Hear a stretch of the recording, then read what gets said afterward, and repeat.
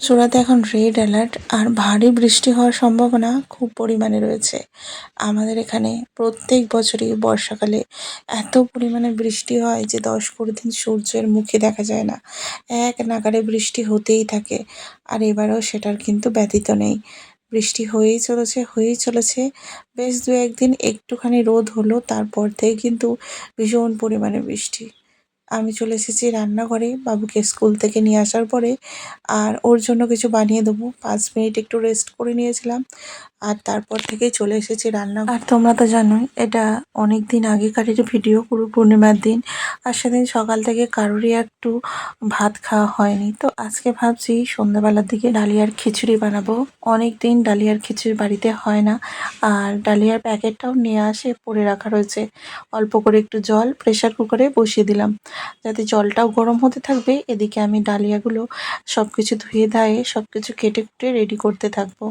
আর আমাদের বাড়িতে ডালিয়া খুব কমই হয়। আমি প্রথম ডালিয়া করতাম বাবুর জন্য স্কুলে যাওয়ার টিফিন বা যে কোনো সময় খাওয়ানোর জন্য। আর সেই কারণে তখন থেকেই ডালিয়াটা করা হয়ে থাকে।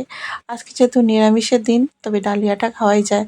আর সকাল থেকে যেহেতু আমরা ভাত খাবো না আজকে, তো সেই কারণে একটু ডালিয়া করলে কিন্তু ভাতের মতোই লাগে। এখানে দুটো ডাব্বা দেখতেই পেলে, ডালিয়া কিন্তু আমার রাখা ছিল না ডাব্বাগুলোই, তো সেখান থেকে নিয়ে নিলাম।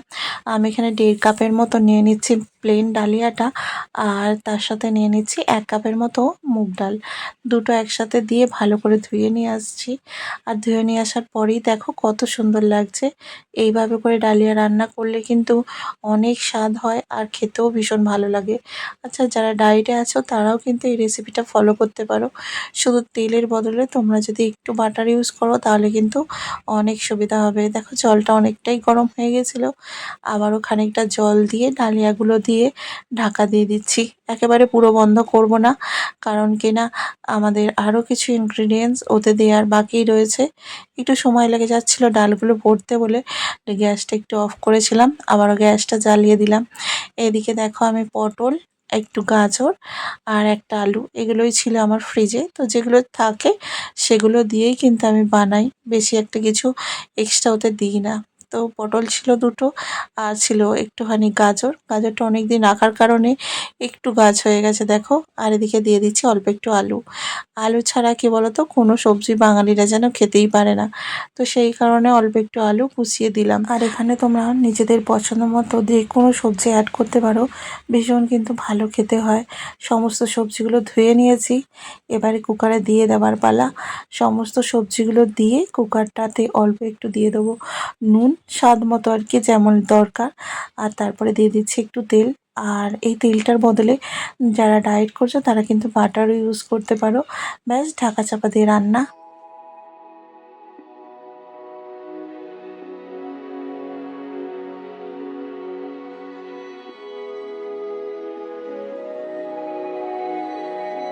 আর এদিকে সন্ধ্যা হয়েই গেছে ডালিয়াটা বানাতে বানাতে।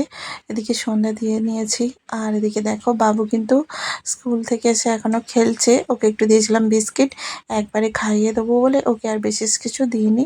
আর আস্তে আস্তেই ৬টা বেজে যায়, তার মধ্যে থেকে আবার কিছু টিফিন করলে আর মেইন খাবারটা খেতেই পাবে না।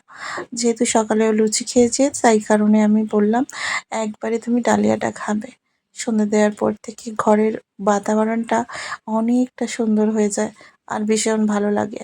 সন্ধেবেলায় সন্ধে দেওয়ার পরে আমাদের খাবার আয়োজন শুরু করে দিয়েছি। আধা ঘন্টা মতন একটু রেস্ট করে নিলাম, তারপরে এসে ঢাকনাটা খুলছি। কতটা সুন্দর হয়েছে দেখো। আর ডালিয়ার মধ্যে আমি বিশেষ কিছু মশলা, বিশেষ কিছু ইনগ্রিডিয়েন্টস দিও না, একদম সিম্পল করে রান্না করি। আর ভীষণ খেতে ভালো লাগে। যেহেতু রাত্রিবেলা শ্যুট করছি, সেই কারণে লাইটের অভাব তো একটু থাকেই। এদিকে দিয়ে দিলাম একটু হলুদ। আসলে সিদ্ধ করার সময় হলুদটা দিলে অতটা ভালো লাগে না, তাই ভালো করে ফুটিয়ে নিচ্ছি আরও একবার। আর তোমরা দেখবে যে যে কোনো জিনিস রান্না করার পরে প্রেসার কুকারে ঢাকনাটা খোলার পর আর একটু ফুটিয়ে নিলে তখন কিন্তু আর সেই প্রেসার কুকারের স্মেলটা ছাড়ে না। এভাবে করে রান্না করি আর ভীষণ ভালো লাগে। সকালে হয়েছিল ঘুগনিটা, সেটাকে একটু গরম করে নিচ্ছি। আর আমাদের ডালিয়াটাতে অল্প একটু তড়কা দিয়ে দিচ্ছি, শুকনো লঙ্কা, ৫ ফোড়ন আর একটু তেল। আর তোমরা এখানে বাটার দিতে পারো, খুব ভালো হয়। আমি তো ঘি দিই, কিন্তু অনুষ্কা সবেতে ঘি খায় না, সেই কারণে দিই না। আমরা আলাদা করে নিয়ে নেবো পরে। তো দেয়া হয়ে গেছে তড়কা। আর আজকে ডালিয়া কিন্তু এরপরেই রেডি হয়ে যাবে। এবার আরও একটু গ্যাসে বসিয়ে দিয়ে খানিকক্ষণ ফুটিয়ে নামিয়ে নিচ্ছি। আর এইভাবে করেই সার্ভ করে দিচ্ছি আমি আর আমার বাবু। আমিও সকাল থেকে সেইভাবে কিছু খাইনি, তো সেই কারণে ওর সাথে আমি একটু নিয়ে নিলাম। আর ভীষণ ভালো হয়েছিল খেতে। তোমরা এইভাবে একবার বানিয়ে দেখো, অবশ্যই জানিও কেমন লেগেছিল তোমাদের। আর এটাই আমি নিয়ে নিচ্ছি আমার। আর ওই ছোটো থালাটাই নিচ্ছি বাবুর, আর ওতে একটু ঘি দিয়ে দেবো, কারণ বাবুর তো সেরকম মানে কোনো রকম প্রবলেম নেই, ঘিটাও ওকে আমি দিই সবেতেই। আর তোমরা ওইভাবে করে খেও, ভীষণ ভালো হয়। আর জানিও কেমন হয়েছিল।